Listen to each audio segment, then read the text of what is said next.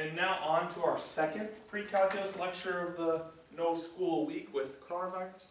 Again, hope everyone's being safe and healthy and everything's fine, and hopefully we can resume class next week.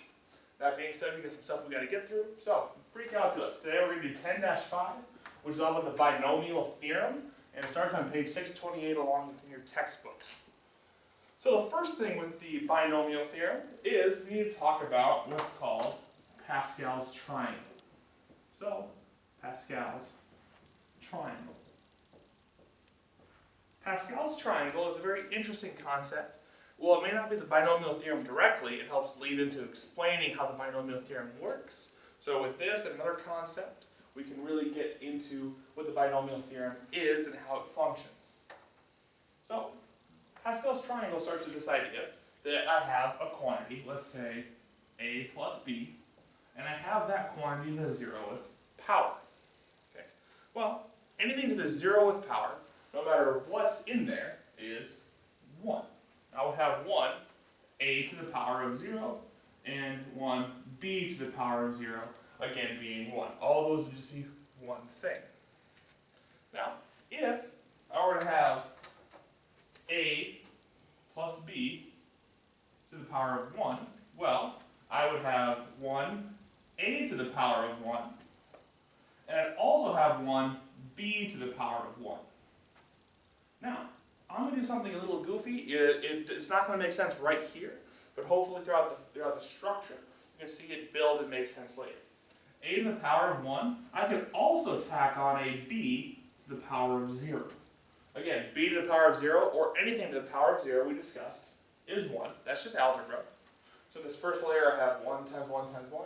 Here I have 1 times a times 1, so it's still 1a. And here I'm going to have an a to the power of 0 as well, because again, that's still just 1. Now, what if I had a plus b squared? Now again, that's where things get kind of tricky. I don't want to say a squared plus b squared, because that would just be distributing my exponent. That's not really what it means. That says the quantity a plus b times the quantity a plus b. Well, we can just distribute. So I get a times a, so it would give me a squared. A times b, which would give me ab. B times a, which again, I'm just going to say ab. I'm just going to keep mine in alphabetical order. Remember, commutative property of multiplication. A times b is the same thing as b times a. And then I get, of course, plus b squared. So I really have a squared plus 2ab plus b squared, just combining my like terms there. So I can express that as 1a squared. And again, I'm going to slap on this b to the power of 0, because again, it doesn't mean anything. That's just 1. I also have 2 a to the power of 1, b to the power of 1. And then last but not least, I have 1b squared. And again, I'm going to slap on my a to the power of 0. Okay. So hopefully you can kind of sense that we're forming a triangle already. I have 3 layers, and I get one more term every single time. So that's one pattern that's going on. If you see the other one, that's pretty good. We are essentially moving an exponent from one variable to the other along the path. So here I had 2, 0, and then I got 1, 1, and then I got 0, 2. We start with all of our exponents in the a term, and we slowly move it over to the b term. So we get on to potentially a plus b cubed. Okay. This is where it starts to get kind of annoying. I don't want to have to work this all out every single time. But the cool thing is my coefficients actually display a pattern. Now if I'd written it a little bit more clearly, it would be easy. But we can definitely see the exponents in the letters are going to be easy. So I know I'm going to have a to the power of 3, b is 0.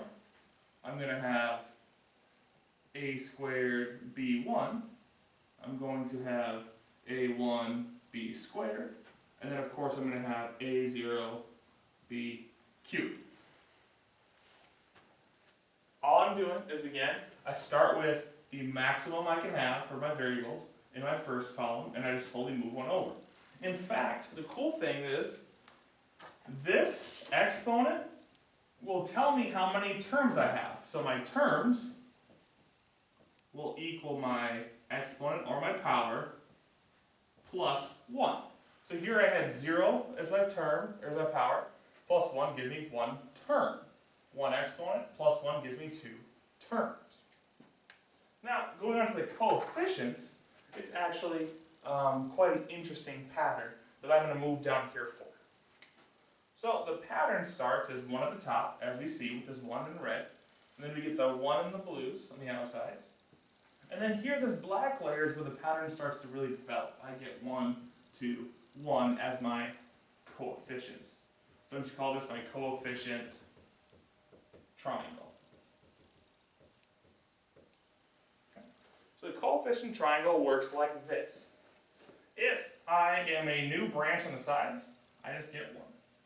But if I am a branch that has 2 right in front of it, so for example, if I'm right here and I have this one on top of it, this one on top of it, well, what happened here with my 1 and my 1? They were just added. So 1 plus 2, this term is going to be 3. This term is also going to be 3. And again, I increased it by 1 term. Now if I go to the next layer, again, outsides are 1. 1 plus 3, 4. 4 plus 3, 6. 3 plus 1, 4. Now the cool thing is, again, I'm forming that triangle, and I'm always symmetrical. So Pascal's triangle is always symmetrical. I can't spell, but you get my point. And then here would be the coefficients. That same pattern would continue throughout. Okay, so let's work with it in terms of a problem.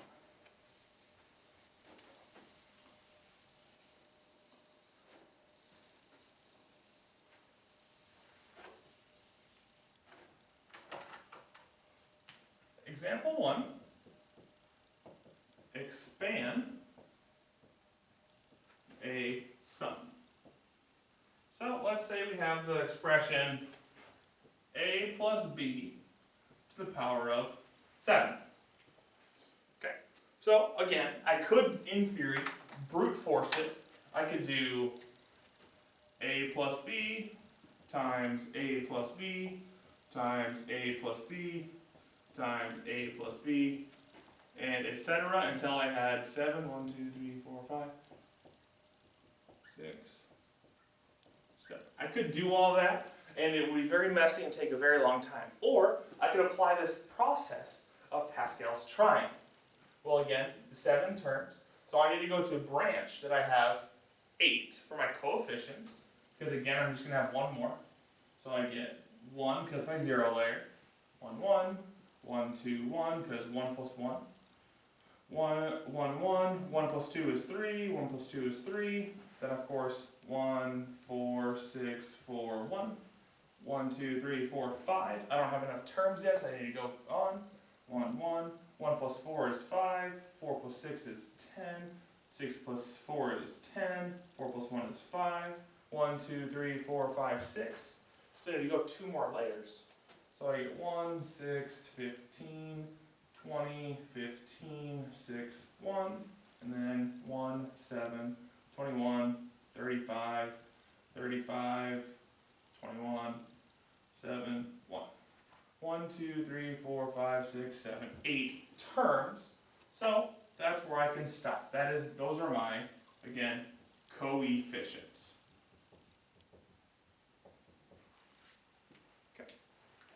Then, like we said earlier, the variables are the easy part. I start with all my 7s at A, and I just shift away. So again, I start with A to the 7th plus A to the 6th, B1, plus A to the 5th, B2, plus A to the 4th, B3, plus a to the third b4. And just for the sake of space, I'm going to wipe away this top part of the triangle here. You could have included the b0 here, I suppose. And then, of course, plus a squared b to the fifth, plus a b to the sixth, a first b to the sixth, plus, again, a0 b to the seventh. Now, again, I'm going to have 1, 2, 3, 4, 5, 6, 7, 8 terms. And I have 8 coefficients. Brilliant, isn't it? All that lines up and maps perfectly. My first coefficient goes my first term, so I get 1. My second coefficient, second term, so 7. My third coefficient, third term, so 21. Then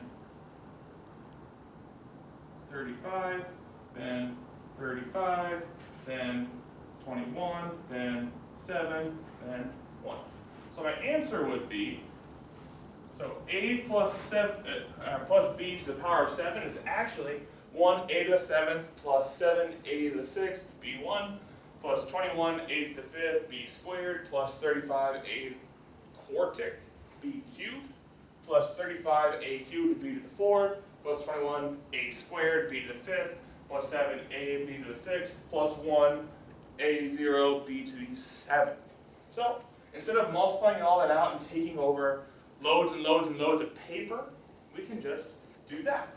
Do a coefficient, just through the Pascal's coefficient triangle, and do the process of slowly losing an exponent across the way. The a would just trade it over. Let's see. Oh, let's do that. Okay, example 2.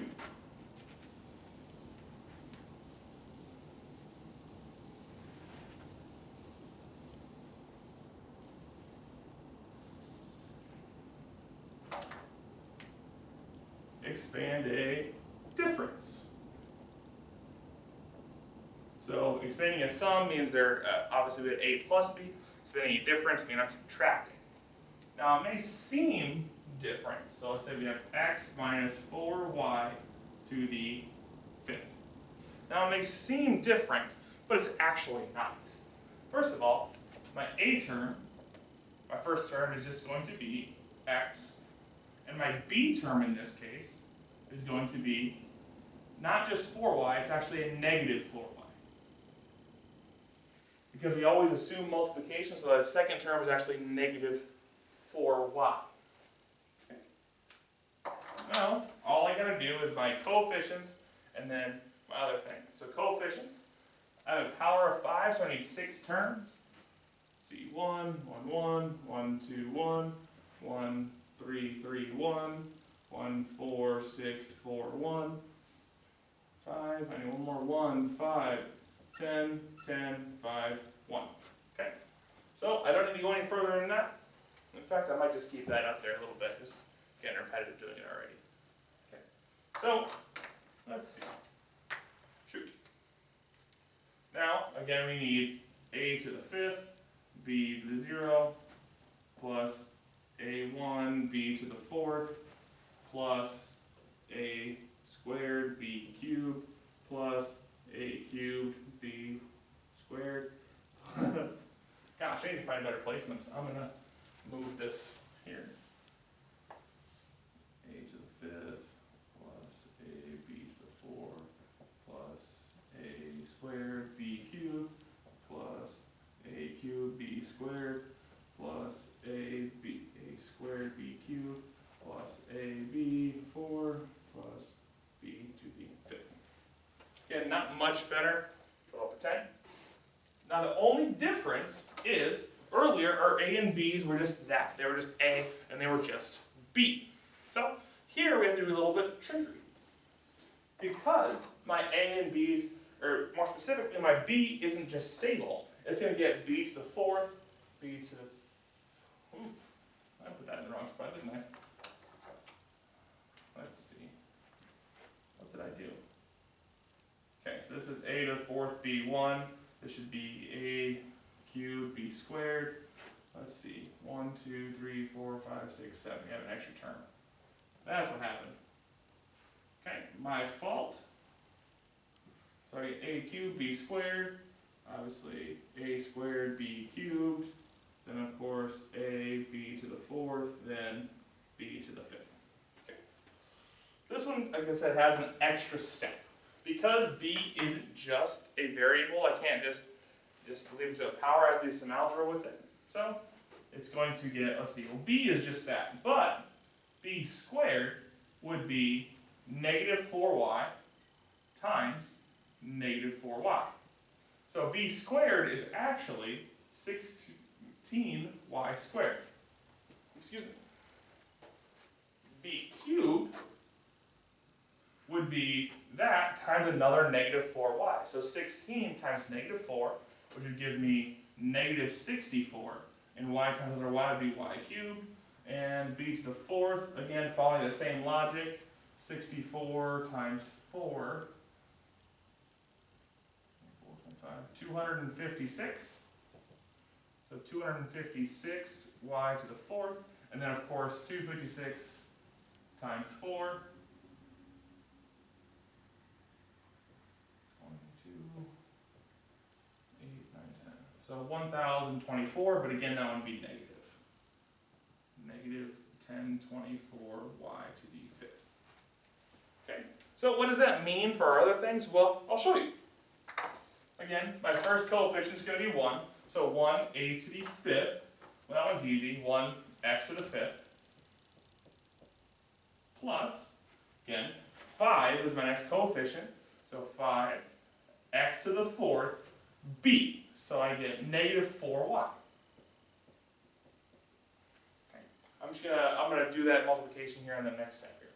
So then I get also a cubed. So I get 10a cubed, 10x cubed. B squared we said was 16y squared. Then of course I get, plus 10, again, a squared, so x squared. Then of course b to 3, so negative 64y cubed. And I said I was going to keep this, but it's already in the way. And then of course I get plus, let's see, 1, 2, 3, 4. I get plus 5x, then I get my b to the fourth, which is 256 y to the fourth. And then I get my b to the fifth, which is negative 1024 y to the fifth. Okay. Unfortunately, I'm not quite done because I got these weird jumbled answers. But I can actually just take those numbers, and because again they're smashed together, we always assume multiplication. So I get 5 times negative 4, so this is actually negative 20x to the fourth y. So I get 1x to the fifth minus 20x to the fourth y. I can multiply by 16 times by 10, so I get plus 160x cubed y squared plus negative 64 times 10, so minus 640 x squared y cubed. 5 times 256.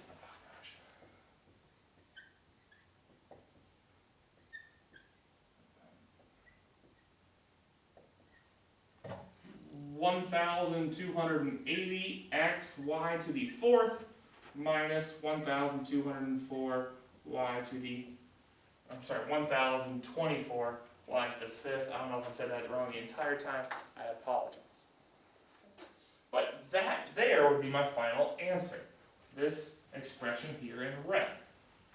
And the rules still apply. I have 1, 2, 3, 4, 5, 6 terms. I had an exponent of 5, so I just had one more term. And as we see, the variables, because both of them had a variable, one just slowly gets transferred to the other one. All that really changed was that my b was a little bit more diverse than just being an exponent.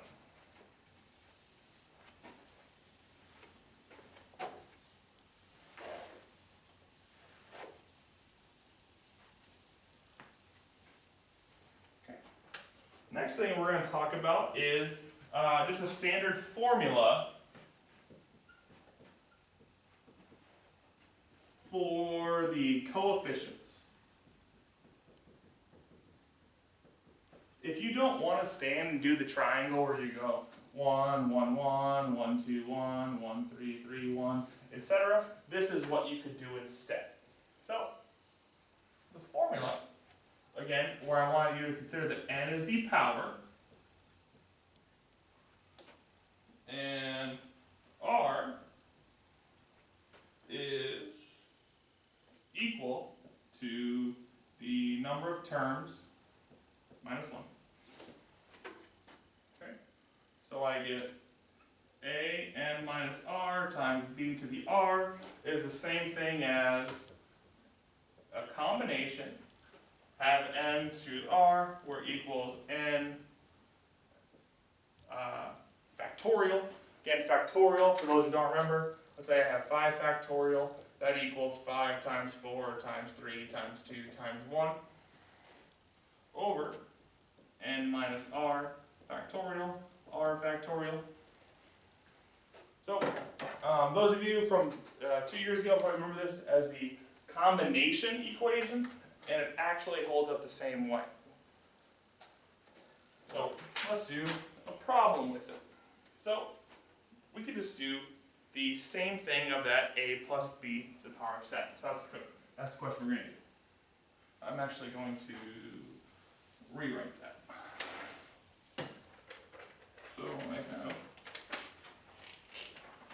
n factorial over n minus r factorial, and r factorial at the end. Yes, it is. So, example 3. Find a coefficient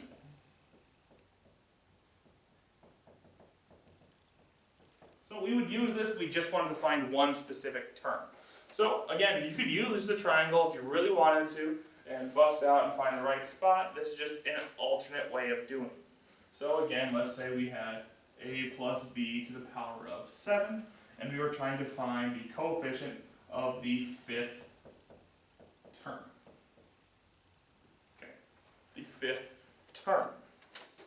So again, I could just go 1, 1, 1, 1, 2, 1, 1, 3, 3, 1, 1, 4, 6, 4, 1, 2, 3, 4, 5, and etc. Then to 7, but I don't really want to. I want to find a different way of going about that.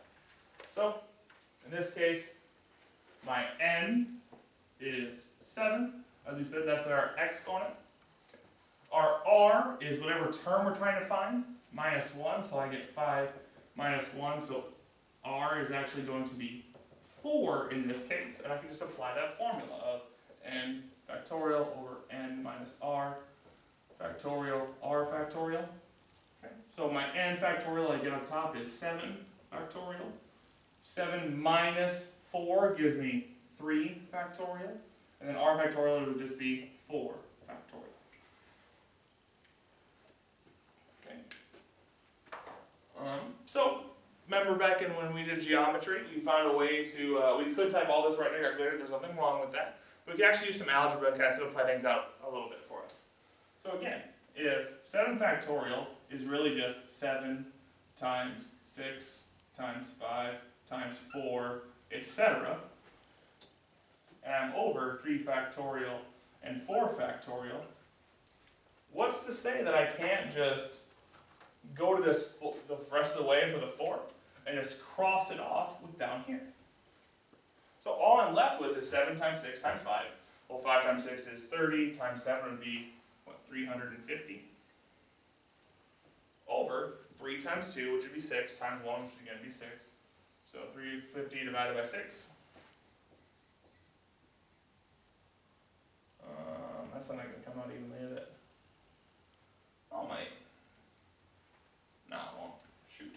What did I do wrong?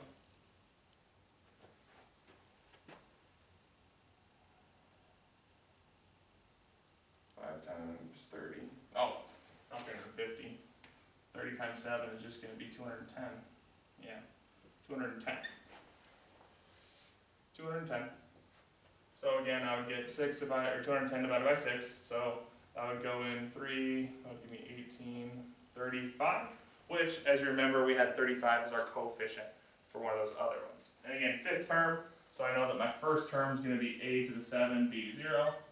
Second term, a6, b1, third term, A5, etc. Fourth term, third, 1, 2, 3, 4. My fifth term is going to be A third, which means B has to be to the 4.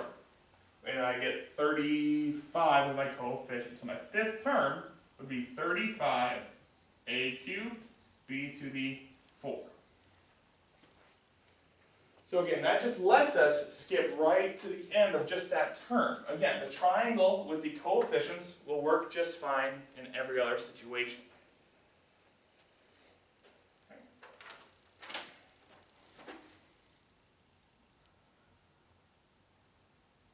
Okay. And what happens is the binomial theorem, all the binomial theorem, is just a combination of those two concepts. So, let's see. First, let's do something a little bit more that we haven't quite done. Let's find example 4. Let's find coefficients other than 1. What I mean by that is we've had a lot of easy ones with just x was 1, and A was 1, B was 1 out front. So let's, again, spice it up a little bit. So what if we had,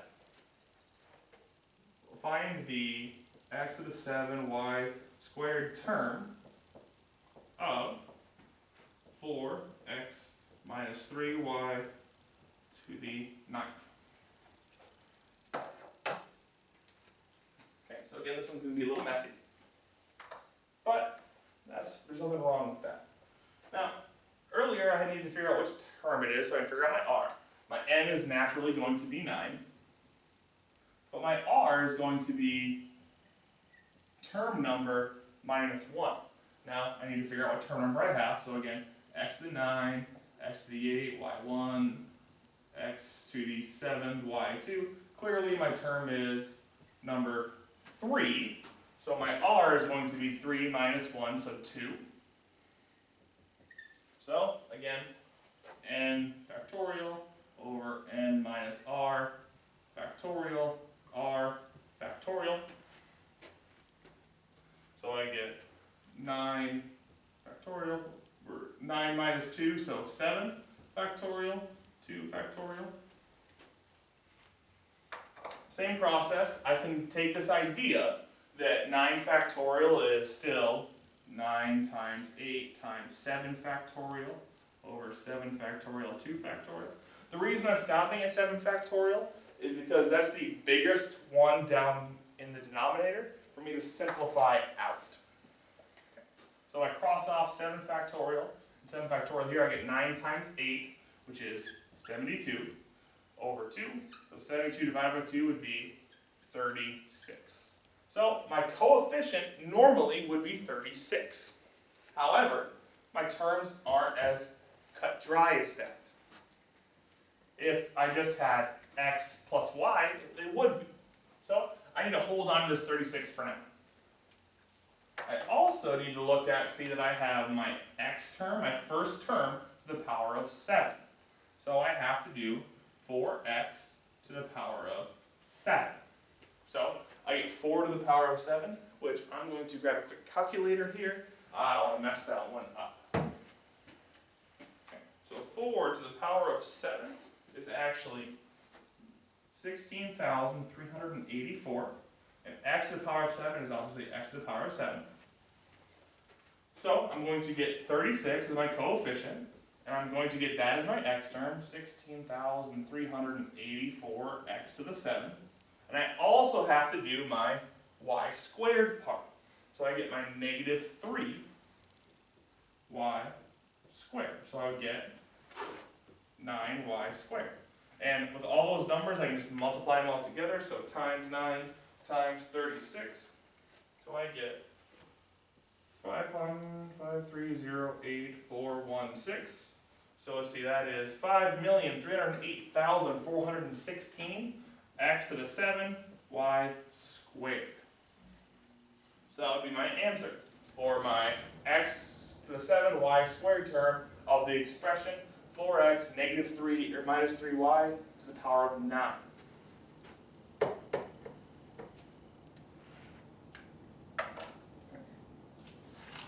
let's see what else we're going to do today. Okay. And then moving into the binomial theorem,